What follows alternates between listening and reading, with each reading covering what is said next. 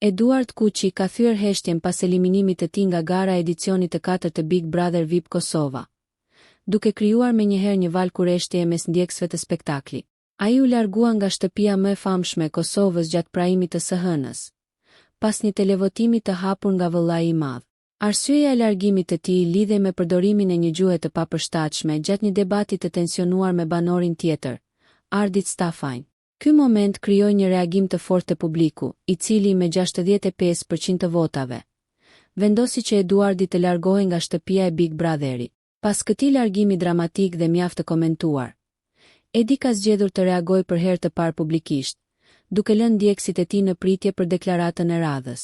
Përmes një postimi në rrjetet sociale, ai shkruan: "Nesër në orën 20:00 ka me thënë diçka, ka qenë koha me hesht. Tash është koha me fol."